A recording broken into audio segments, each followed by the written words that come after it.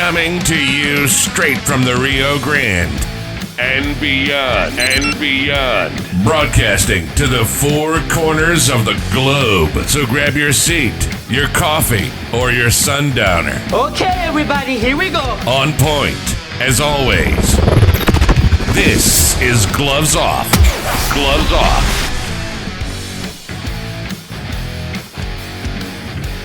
So when I was working on Selena, the series for Netflix, to play the role of Abraham Quintanilla, I put on a specific amount of weight, which I was fine doing, but also realizing it could be difficult to get that weight off. I got back into my physical regimen with James Leha, but I was still having trouble with just those last amounts. And that's when I got to meet Arturo from Laredo Medical Weight Loss Clinic. And just the products that he gave me kind of put me over the edge. I feel great about myself.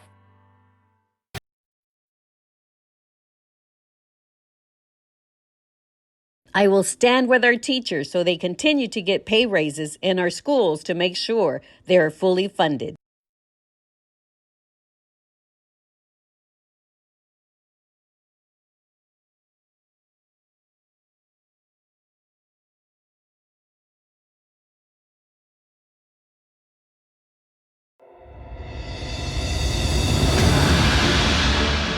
Higher education should be affordable. A college education should not be a financial burden.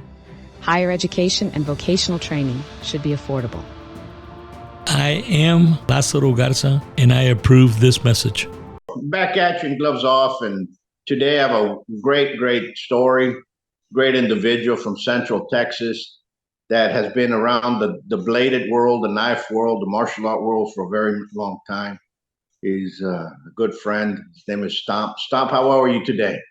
I'm doing good, man. I'm doing good. I happen to be in Texas because I follow my wife around. She's military, and so we got married 8 years ago, and I follow her around a little bit, and we're in Texas now, and I'm usually hailing out of Florida. So I'm from St. Pete, Florida area originally. Oh, that's great. That's great. And thank your wife for her service to our country. And he's been doing it a long time. It's a interesting way of living, that's for sure. Definitely different. Absolutely. You're always packing up and moving around and things like that. But that's just, in today's world that it happens. I remember when I was a kid, we always moved around because my father actually worked with a lot of the VA hospitals when he did his residency. And we were running around from Baltimore to Louisville to other places. And that's just the way it was. And one thing that type of environment got me was to go out there and make friends. So I have friends all across the U.S. to this day because of that. It definitely like that. You get a lot of people, and that's a good thing when you're in business. It's good to branch out and be able to go to different areas and show people what you got. And then when you're done, hopefully you have like a nationwide presence. You know what I mean? So absolutely. Yeah. So that's what we're trying to do. And it's the knives and stuff, for me, if I had to look back on it, like one of my funniest stories ever is me taking a Swiss Army knife, and I was doing, I don't understand what I was really doing, but I had a wire, and I cut this wire with the scissors, and a fucking massive explosion smashed my eyes out basically. And I still got that knife, and there's a little hole in the scissors, and at some reason I cut a live wire, you know what I mean? So I started being a moron with knives right away. And then somewhere around 12, life got real serious. I went from being like a mama's boy to a very awake, I would say highly cautious person, when I got jumped by these two dudes, and they almost killed me. And then I've had a knife on me ever since then anyways, if that makes sense. Oh, absolutely. And so from 12 on, I'm pretty much knifed up. And even though I'm a gun guy, I don't really carry them. I try to avoid like all kinds of like situations. Like I'm just a homebody, to be honest with you, man. I'd rather be at home or like riding a bike with a bunch of cool dudes, like a bicycle, for fitness, than doing much else. Like I spent like way too much time in bars, if that makes sense. I understand. And it's kind of parallel with what it is here. You know, I grew up around this ambience all my life. I'm going to be 56 in September, and I started this when I was 6. So we're gonna, 50 years can tell you what it is.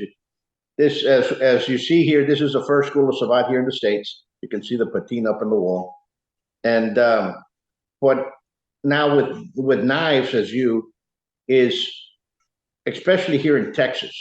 Let's just take Texas aside, not across the United States.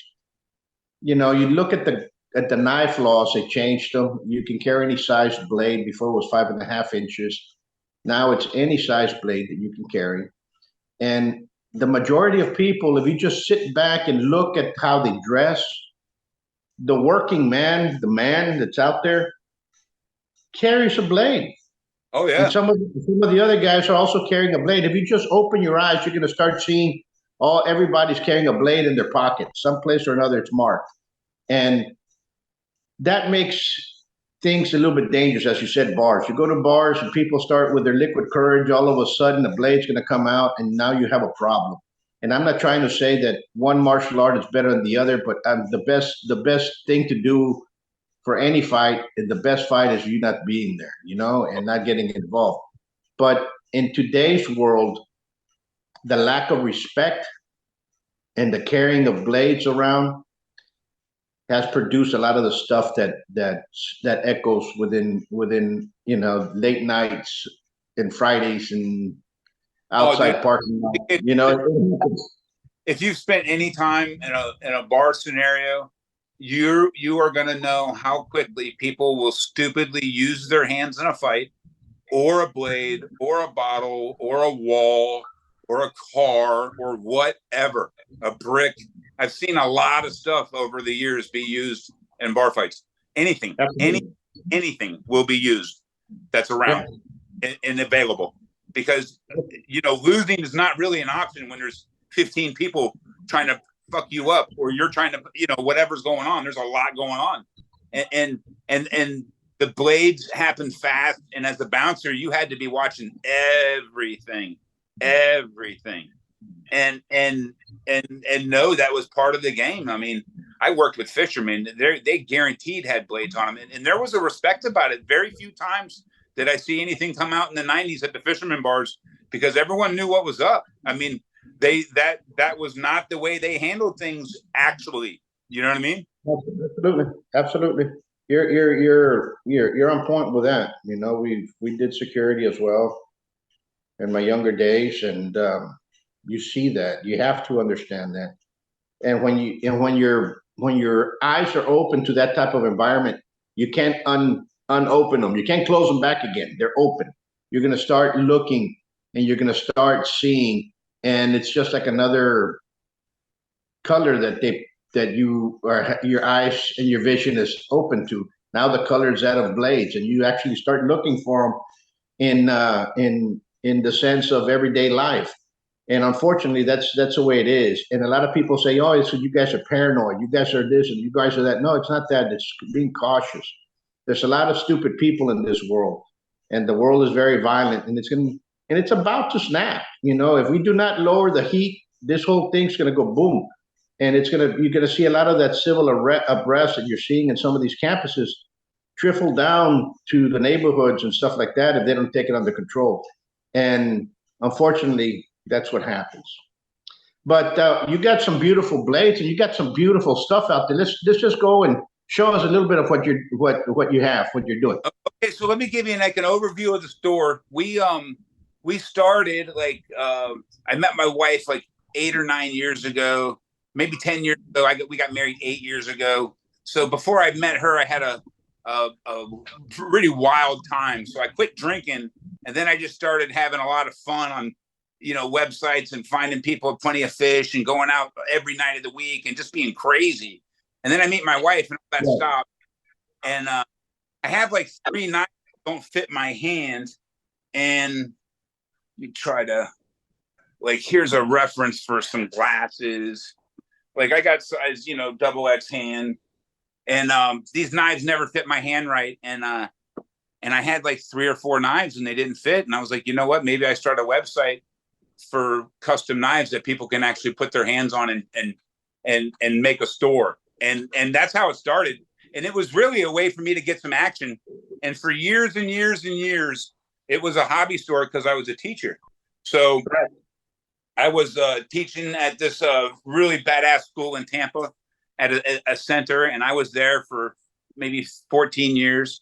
And when Beth wanted to switch jobs and go back into the military, I had to make a decision real quick on if I was going to be available to leave or not. And that was an instant yes, because she's intelligence or whatever, does computers, and her job's way better than a teaching job. And long term, I've been there 14 years pretty comfortable. If you're just now getting married and you won't make a decision like that, that might not look good later on down the line. You know, Paul, you got to look into the future. You know what I mean? And I was like, I better get on that boat and move, you know? So I took the store to Texas, and I had the store. I would go to go to a few places every once in a while and do a show, do a knife show here and there. And I'd average maybe like 50, 60, maybe 100 knives, depending on what I had going on. And maybe 100 max, not even really, maybe 50. And at one point we did this event called Kalash Bash in 2020. And we did like, I don't know, like $3,000 in a weekend. And I looked at Beth and I was like, we can shut the store down if we wanted to, like that's enough. Like we got to reorder everything. And she's like, why would you do that? She's like, it's working when it works out, when you get a good event. And I kept that in my mind, and we kept the store going. And then I had this issue teaching, and I was out of a job real quick. And I had a stroke. So I had a stroke. Long story short, I got enough years of bouncing that I got beat up about 2 weeks in a row by a kid, and I was a one-on-one with him, and that put me in the hospital with a brain bleed stroke. And I would have told you every day that happened, it wasn't that big of a deal, because I'd been beaten up 100 times, way worse. But when you have a brain bleed from damage that's past and there, and I went back from that, and I went back to work 5 days later, and same kid attacked me. He was a nonverbal autistic kid, really bad scenario, horrible. And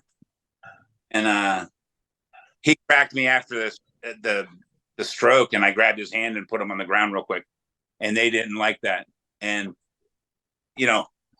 children's services got called, whatever. I got immediately no standing on that, and I figured it was done, but I had a lawyer. And then 2.5 years later, I'm going on base, and I get arrested for warrants for this thing with the kid, and that got tossed out. I had a real badass lawyer just handle it, and they showed the thing, and it got dismissed before it even went before anybody. So it was in and out. But when I took when I quit teaching, I had like 30 knives. And I started hitting gun shows every weekend. And that was really the birth of the store, was really 2.5 years ago. Because then I started working the store and getting more and more sellers. And we have like 15 guys from America. And I have like 5 to 10, depending on how many orders I have out in Indonesia, building my stuff to my spec.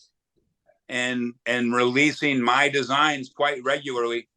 And we launched maybe 5 or 6 like of my designs, and then we're starting to replicate stuff that other people have made. And like we just recently did a Book of Eli replica, and I'm looking at maybe doing a Predator Bowie, and just little stuff like that. It started getting into because we can make anything.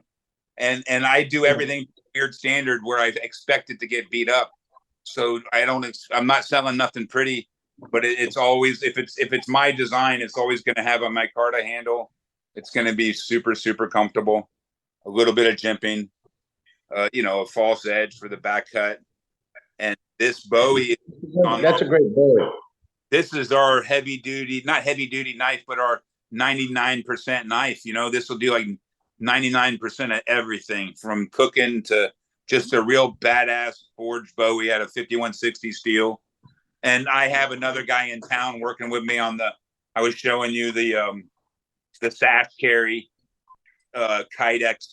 And you know how this works. You just tuck it down into your belt and no one knows you got 12 inches of Bowie, Don't get no. And if you want something like fancy, this is our Ronin. This is what you would call a Tanto, but this is an 11-inch full tang, basically samurai sword, 11-inch, and we make a 21. And I'm going to show you that right now. This is the money one right here. This is the one you come out of your car if you're having a problem. My car, basic brass, nice sweep, 5160 steel, forged. Man, we bring something to the table like this for almost like a little bit under 900 beans, right? Plus shipping. Yeah. So that's at this time, early, mid 2024, everything's subject to change. So, and I mean shipping my way to you if you call, but these are insane. Nobody's got it. Ain't nobody making, if you go look for samurai swords full tang, ain't nobody got it. Yep. And those are beautiful blades, and I'm glad you're doing that. And that story is it's both devastating to hear, and I'm glad that you're doing well now and that you're in good health. But that's a problem that we have in today's society. We have a lot of lack of parenting, and we have a lot of issues with our kids in today's world and in our school systems. Our school systems have become what is known as school to prison pipelines. And they basically don't care about the kid. And, they might pander off and shoot some photographs here and there, but the vast majority of our kids are already in the penal system before they graduate. And it's a good majority. And people say, oh, well, it's not that much. No, it's a lot.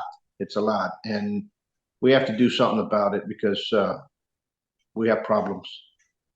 What's weird is in Florida, I did 14 years at a center designed for troubled kids. So we had external staff that would come take them out of the room and take them somewhere when they needed help. And if it got really crazy, we had like 2 psychologists on board, and they had a teaching program. So there was 15 students that would come and grab the students regularly. So there was like 17 psychologists on campus, right? And we would only have like maybe 70, 80 clients max, 100 max, K through 12. And it was very much a highly specialized environment, very much. What I would say is, and I've only taught at this one place in Texas a little bit. So I'm going to tell you 2 stories, right? My story in Tampa and my story in Texas. And this place I would say is on my level of knowing things, a 10, right? Awesome. As good as I've ever seen. The best people on the planet, the world, in Tampa to work with, and resources. So if you needed help, you had help. You had an officer, you had psychology, you had rooms they would go to, lockdown facilities on campus, right? If it was bad enough. And that's where I worked. These are level 4 and 5 kids of hyper violent. We would find out later how many murderers we had over the years. I had at least 10 kids that turned out to be murderers. You know what I mean? At least 10 over the years. So, and I'm talking 14 years of this. And I loved every day of it. I loved every kid. I had a blast. These, all the kids with the troubles, the most scared, the most bullied, the worst bullies, both spectrums. We had them both. And I did very well with them because I had my own problems learning. I have what's called dysgraphia, a real problem getting information from my head to my hand. But if you notice, I talk okay. So I don't come off as a not very bright person. But if you look at my handwriting, I don't look like I'm very bright at all. So I would take kids and bring them into my class and expect them to act right because I had this history of not taking shit from people as a bouncer, right? So this guy hired me because the teachers were getting knocked out, and I had a criminology degree and I wanted to work as a teacher, but I could never pass the stats class because I can't think that way with the math and the dysgraphia. So I backdoored it. I wanted to be a teacher so bad. I went and got a criminology degree and knew the kids that were hardcore wouldn't care if I knew calculus. Right. And that's a beautiful story because we need that. And let me tell you a little bit about something in the martial arts. We have, because that's doing this. And I've been talking about this for the last month because I've been tired of seeing it over and over. When I first started teaching, I taught here at the age of 18. The people that I had were people that were already seasoned martial artists, kickboxers and stuff. But since a bad kick to the legs, they all wanted to learn that. So that group came from that. So I was always around people that already knew how to fight. And then all of a sudden I went to France, and in the France, I was the first to this day, non-French, to have a club registered in France, which was ASPTT Chardron. And I used to teach that. That was mine for three and a half years. And there we had all levels, kids, teenagers, and so on and so forth. When I came back, and I was in Dallas, and I'm teaching in Dallas, the first thing that happens is I start getting fathers bringing in their kids. And they'll bring in their kids, and they'll say, would you teach my son? He got in a fight. He got in a fight. And this went on for several years. About 98, they'll started calling and say, my son got bullied. I want him to learn how to start defending himself. So from like 98 to about 2005, 6, the bully came in, okay? We were still fighting in the ring. We were still having this. So a lot of people were still wanting to be in the ring and to be fighters, And then I stopped teaching kids for a while. And then around 2000,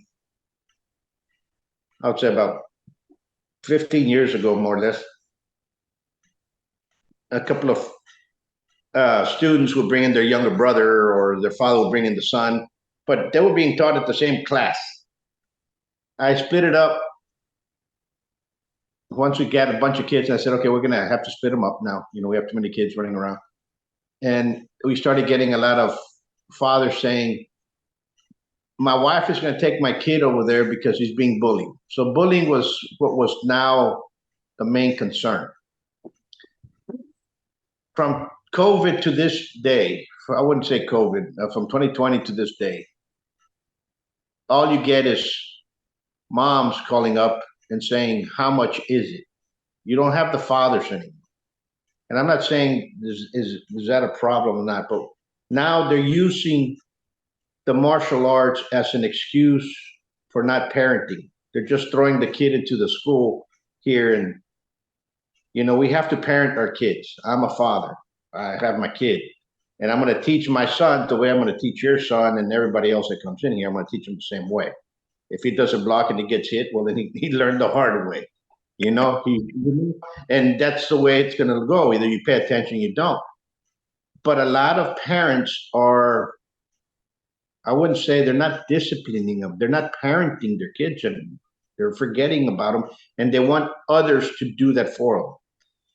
School is not a place for you to be learn to have your kids.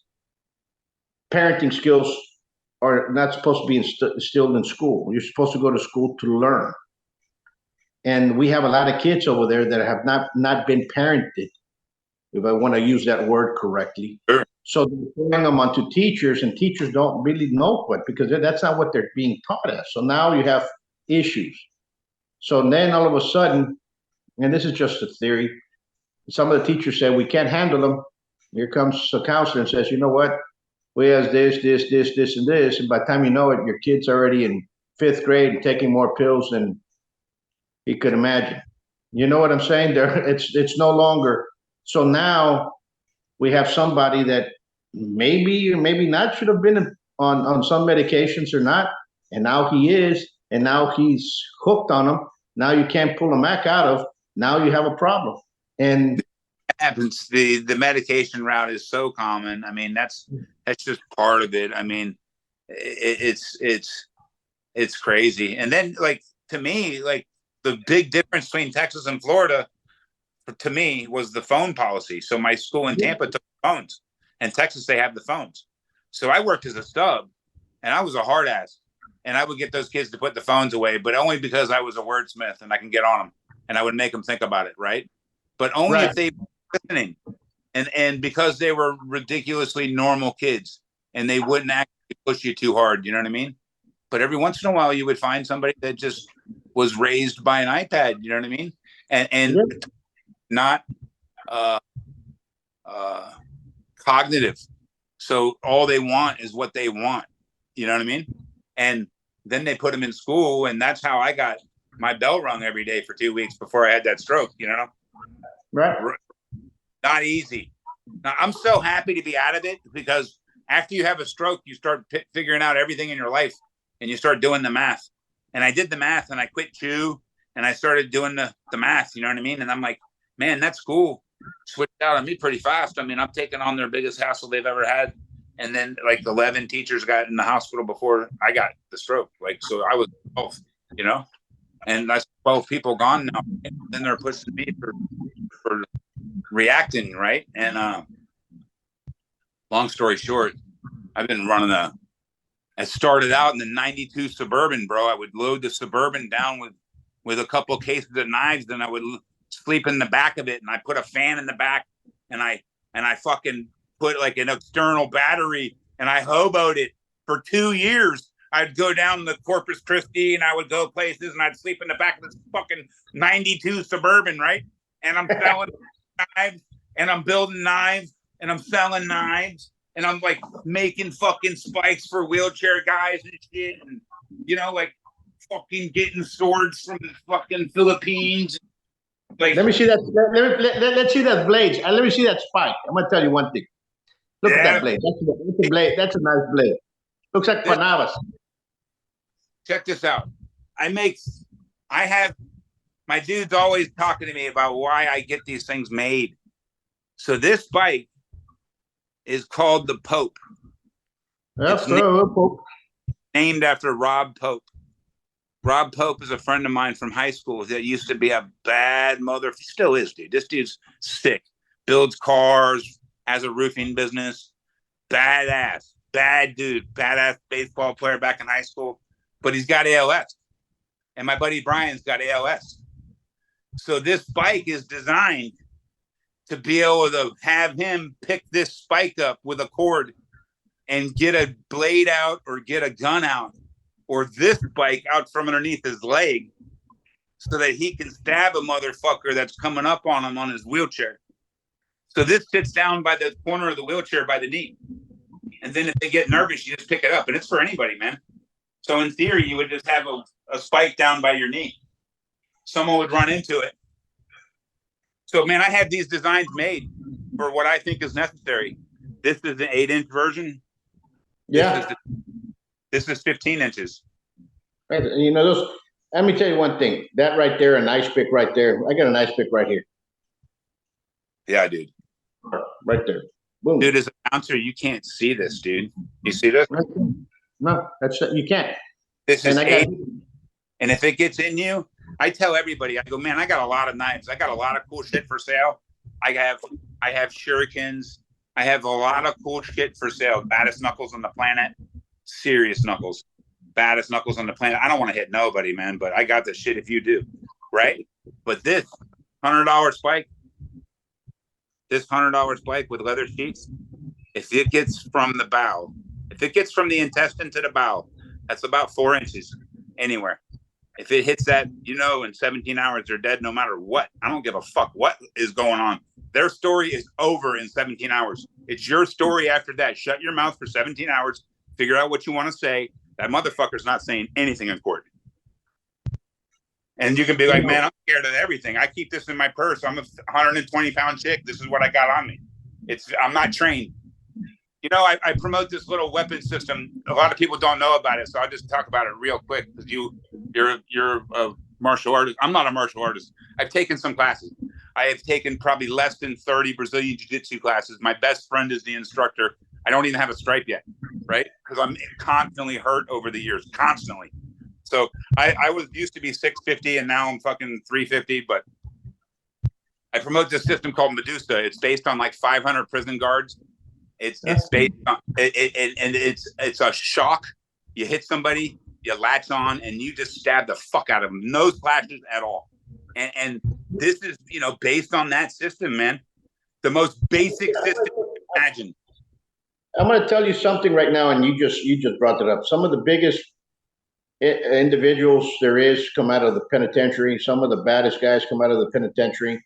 Why? Because you have to constantly defend yourself in the penitentiary. And a lot of great guys come out of the penitentiary where they've paid their dues to society. A lot of great guys, you know. And what I'm talking about is the streets are violent. You're showing what, and you're bringing out what that's already out in the street already. Okay, the gangbangers have this. The people that are going to do you ill, they have this already. Usually, it's just a screwdriver. And what happens is that is what one has to be afraid of. And if you've never seen it, you cannot talk about it. Look at that. That's beautiful. That's a nice little ice pick. Yeah, man, we sell these for $10, bro. I sell these all day long at knife shows, at gun shows. This is not him, but these are just ones I pick up and I modify them a little bit. But let me put it to you this way. Like I told you, there it is. There's a nice little scar. You'll see it later on when we meet. I got hit with a knife pick when I was 15 years old, crossing the border. Yeah, man. Dude, I'm telling you, we would pay attention to all that shit. I knocked a girl out twice in the same fight once because she took out her boyfriend and a bouncer of mine with a broken bottle. The improvised weapon in the bar is the craziest thing that's going to be around. It's never necessarily planned. I've seen riots kick off and then all of a sudden, you know, Jeeps are weapons. You know what I mean? And you're absolutely correct. And people, you have to listen, because what Stop here is telling you all exists in the street. And a lot of people out there that do a lot of these martial arts out there, the fads are great. Fads are great. Remember, from the ninjutsu all the way to here, they're great. They're fun to be with. They're fun to practice. They're fun to do. But the street hasn't changed much. And what the street does, it's violent and everything else. I'll tell you this, and I'll tell people this. You guys must be training out there. Listen to what I'm going to say. You guys might be training. You're there in the bar with some nice girl. You're talking to her. Maybe you're not in the bar. Maybe you're just sitting out on the table, what have you, talking to this girl. This other guy comes in. One thing leads to another. You drop them because you've been training 6 months, a year. You think that you're pretty good, and you stay there continuing drinking. What do you think is going to happen to you? That guy's going to go home, pick up his buddies, and he's going to come back with the martial art of the West called Ching Ching Pow, and he's going to shoot you in the parking lot. And you've seen that. We've all experienced that because that happens. That's reality. If something like that ever happened back then, now we have cell phones and everybody's with a cell phone. But back then, you leave and you forget about it. You leave and you don't come back. You don't stay around because they're going to come hunt you down. You know, I was a long time ago. If you ever hit anybody, get the fuck out of there. I mean, you are in and out. It's a done deal. Hopefully, you're the one standing at the end and go. You know, there's no hanging around because you can't win long term. The cops are coming too. None of it's good. None of it's good. I don't condone any violence. I suggest you be as nice as possible. I'm actually petrified of everybody. It's more like a hypervigilance. I used to say I was scared of everybody because I got jumped when I was 12 and I always got a knife on me. I'm always watching. But over time, I realized I was just watching. I'm just a watcher. I can't stop watching people. I can't stop looking at necks. If your neck is bigger than your head, like I was a bouncer so long that I really learned that it's easier to pull out 2 beers and say, hey, man, this is yours, back the fuck up. I'm not talking to you again. This is done. And I was a drunk, so I was a really nice guy. But if someone would take the beer and then start a fight after, it was like a reason for me not to be nice. Does that make sense? I was like, bro, I gave you a fucking beer. So then I had a reason to turn it on. But yeah, I learned that from a lesbian. She was so sick at getting people out without using violence. And I watched her for a solid 6 months. Then I just started doing everything she did. And everything she did was about talking. She talked them all out. And then I learned, man, you don't have to fucking hurt nobody. And I really don't want to hurt nobody, to be honest with you, man. I've sat in a cooler before and cried my eyes out because I really thought I killed somebody a few times. And I'm not even sure what happened to those dudes just because I ran on them or I stepped on them or some crazy shit. You know what I mean? Because I was 650 and you're in a bar and you step on somebody that's on the ground when you're in a riot and they're only 130 pounds and they're 65 years old named Disco and you never see him again. He did get jumped by 3 dudes and you fucked those dudes up. You did good, but Disco got stomped by everybody. You know what I mean? So, you know, these stories are crazy. So it's a weird transition to go from that to be a teacher to a knife salesman / like maybe a security dude who kind of like gives advice. And I'll talk to a female that's got every question in the world about self-defense and no money, and I just hand her an ice pick and I go, here, this one's for you. Take that. You know? I'm gonna tell you something like that. Remember the old hairpins that they used to use in the Victoria era? Okay. In Paris, those were self-defense implements. They used to pull them out, and you used to put them in the hand, that little spike, and they'll pop you with it. And that's what was taught. That all that was part of something known as panache, a style, and they use those implements. Yeah. And to me, when you see stuff like that, and when you walk and you see that walk, and you know that everybody, you're walking down the street and you see this guy just walking, and everybody's kind of just leaving him the hell alone, something's up. You know what I'm saying? And sure. You don't give a nickel for this guy, but he's walking out there, just walking like a rooster, and all of a sudden, everybody's kind of moving aside, parting ways, like the Red Sea, and this guy's coming. Fighters and good fighters and street fighters come in all sizes, and appearances do not matter, and size is not a document, not a legal one, and people do not understand that, And what I'm getting at is fighting is a total different. I've had my ass handed to me by 150-pound dudes, man. Just because they fire first and they get out. And what are you going to do if you can't catch nobody? What are you going to do? Yep. That's the reality. The reality is when you're big, you use walls, you crush people. But let's talk about the other stuff you have in there. You got some knuckles in there. And folks, here in Texas, brass knuckles are legal. Yeah. We got everything that is being brought out right here is legal. You guys need to use them accordingly. This is my design on my blackjack. These are called the dog bones, and obviously the real basic blackjack with keep in your hand. And I don't like the rings, and I don't like. We used to do them with the holes and the things, but this just works really good. And like flat is obvious, and then sideways you're snapping bone. So, I have everything made the way I want them, but this guy passed away recently, which sucks because Fred's the man.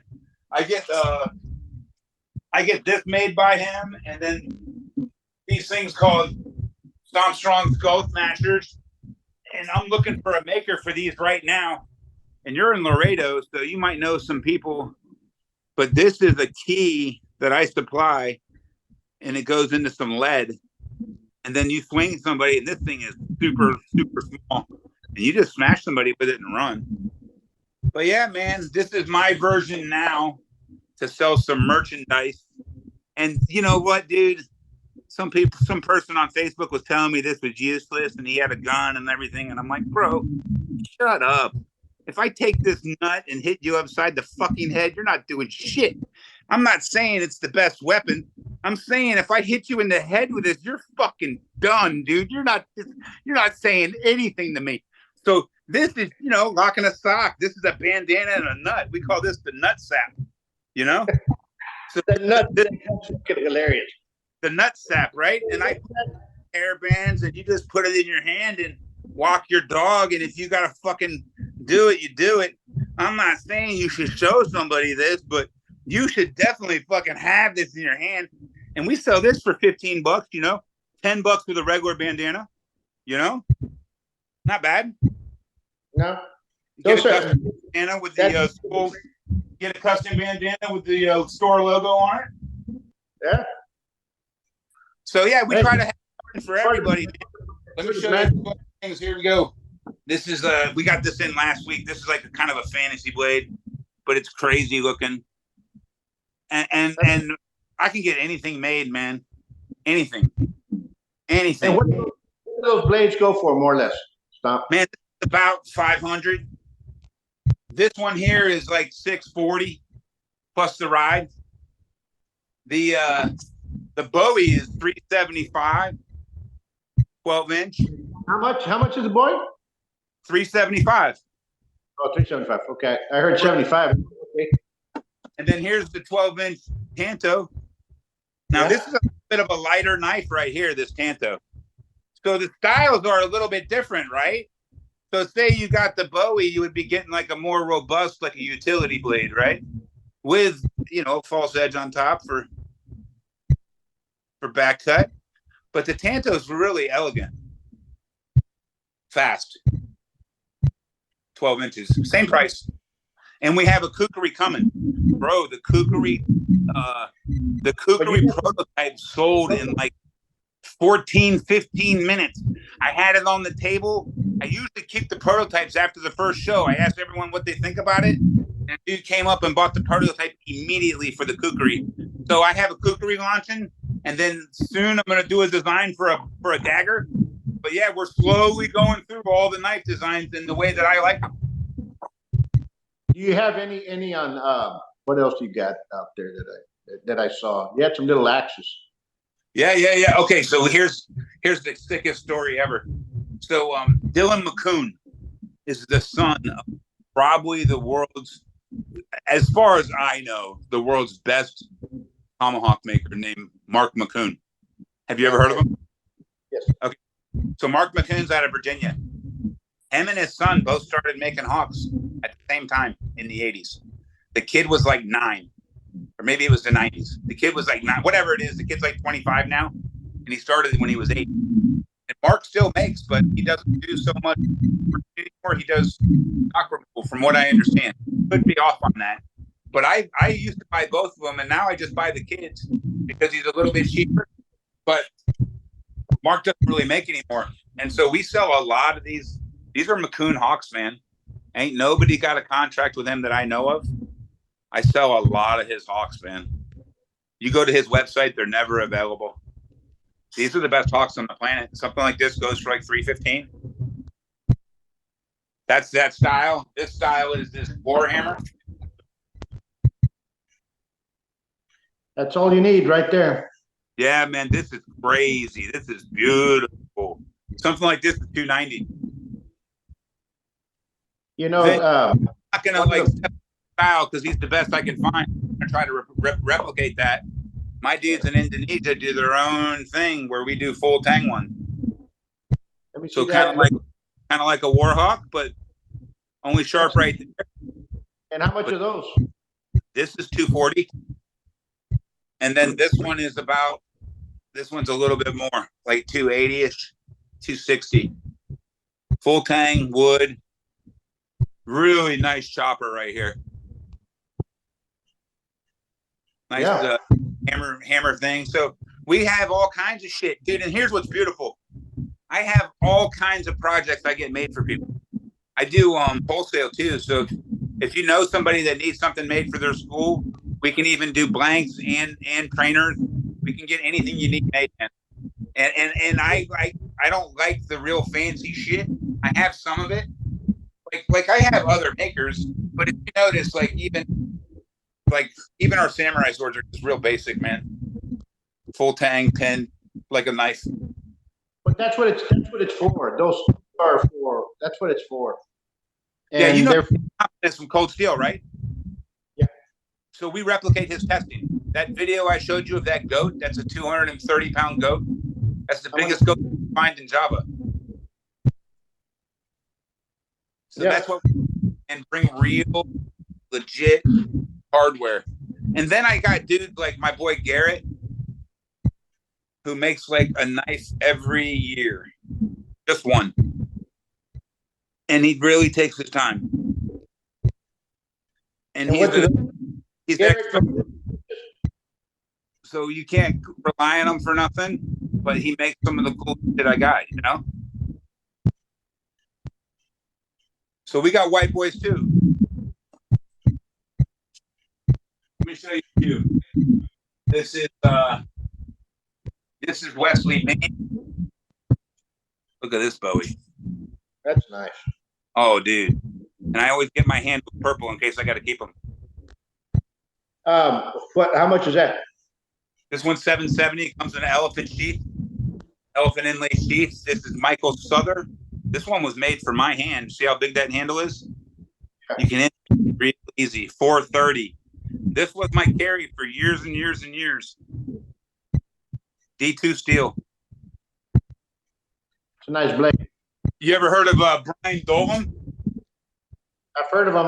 I know he's a knife maker. Yeah, bro, you can't. Nobody gets any domes. This is the last dome ever made. I waited 5 years for this. This one's $13.50. If you go to Etsy, he's the first guy that comes up. This knife is fucking insane, dude. That's beautiful. Oh, dude. We tried to have. I'm gonna do a little pan over the room here real quick to show you inventory and kind of like show you what's going on here. Yeah. That's nice. So this is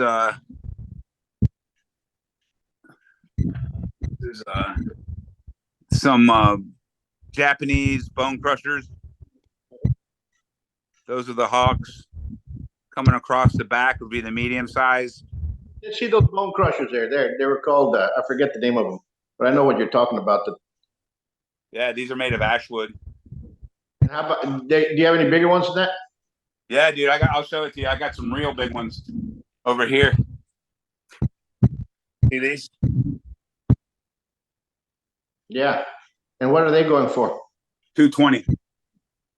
And those were like 3.5 feet long. Yep. So these are my swords, right? And I'm sort of like a AK buff. Okay. I don't sell them, but this is the collection. Some great blades.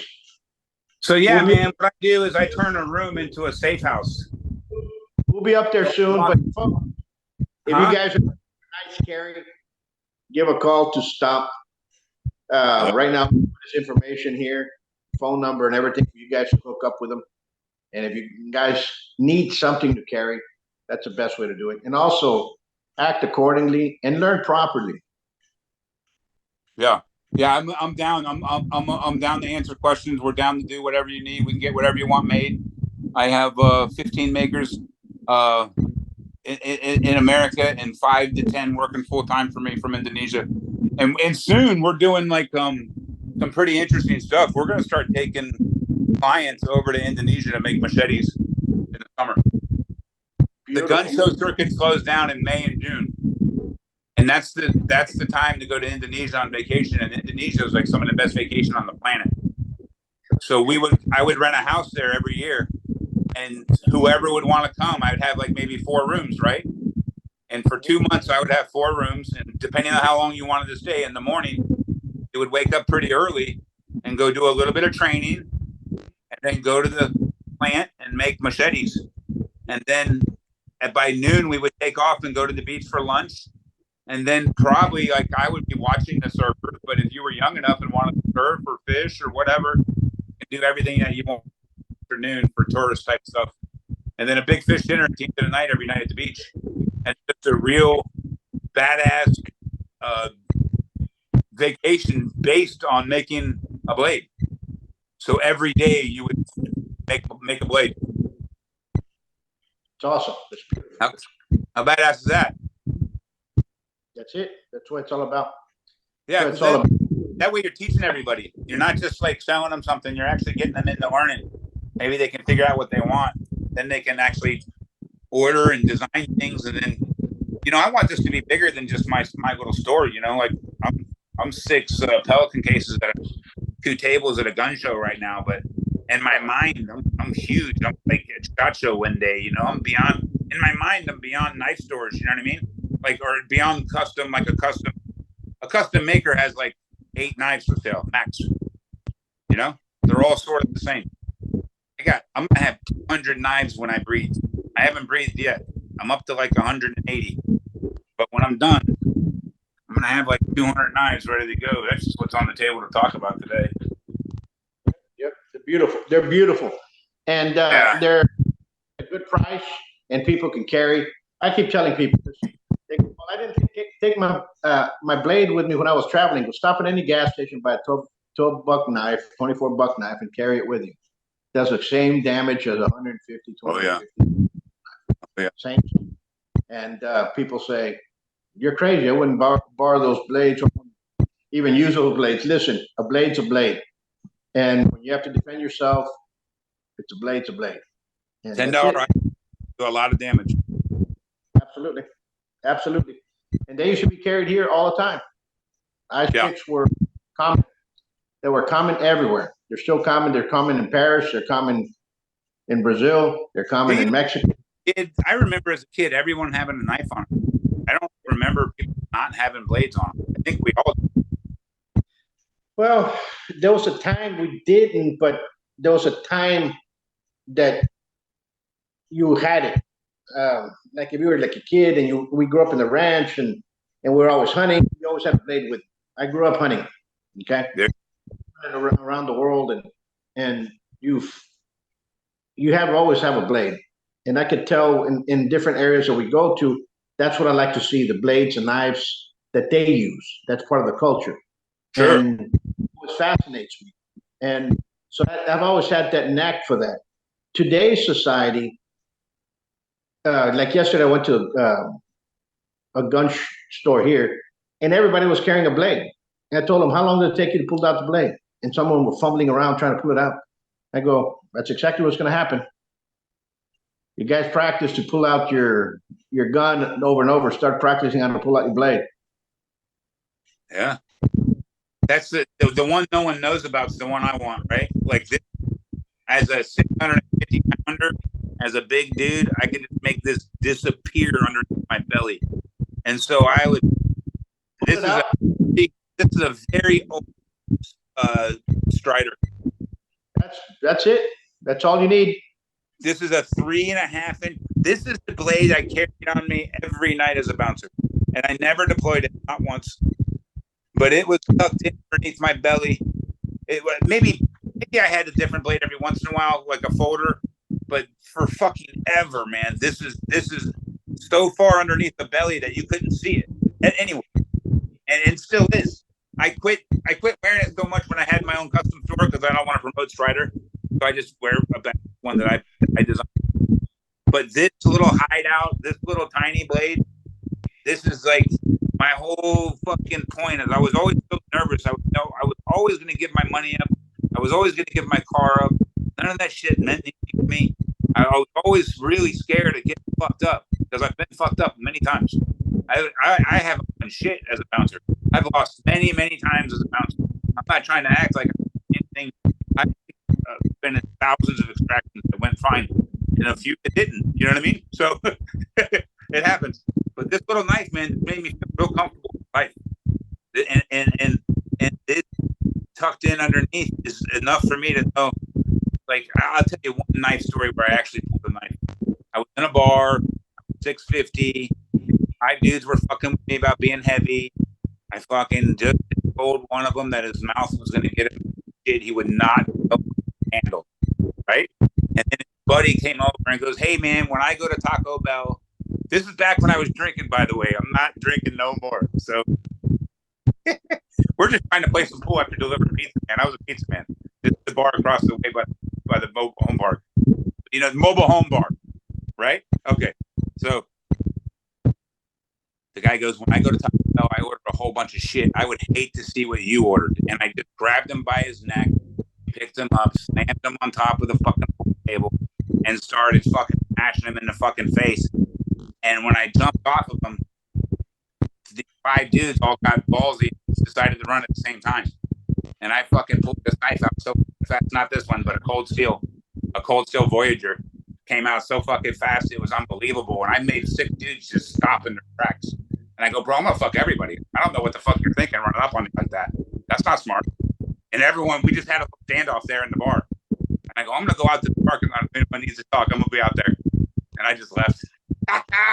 But yeah, sometimes you need to pull a knife out that no one ever sees. That's the best one, man. That's the one I like. Is the one no one knows about. And that's it. That's exactly right. See, a lot of people don't know that, but that's the way it is. That's the way it is. That's and you can and you do your work and you sell and you make objects because you've seen it through your experience of what works in the street, and you're trying to teach people go out there. Because I look at that. I look at a brass knuckle. Number one, my hands are pretty big, and most brass knuckles don't fit around there. I kind of look like Liberace once you put them on there because they don't go hard. And but then you need to understand. To me, it's like a paperweight. I used to have them here, and they brass knuckles. They get feet and they walk away, but they were more like paperweights. But in Texas, those are legal. Yeah. Now they are. Yeah. Okay? Now, you have to understand the laws. I'm going to tell you guys out there, tell you once more, act accordingly of what we're talking about, but learn the laws of the land where you're at. And believe me, most police officers do not know the laws of the land. Do not get into an argument with them, just whatever. And that could escalate very, very quickly.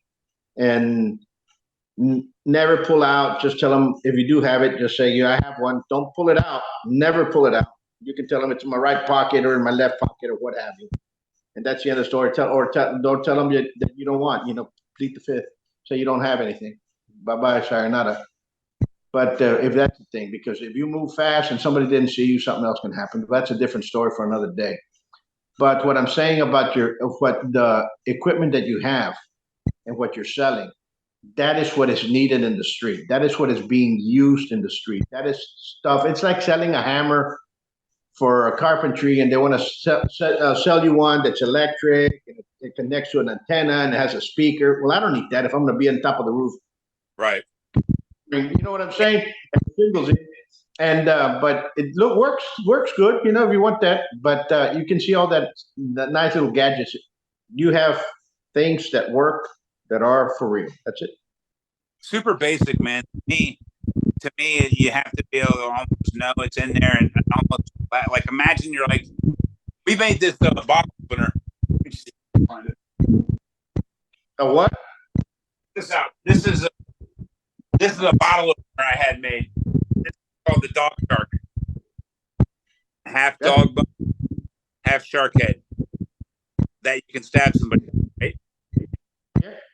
So this is designed to be in the back pocket like a 110-pound superfine waitress, superfine bartender.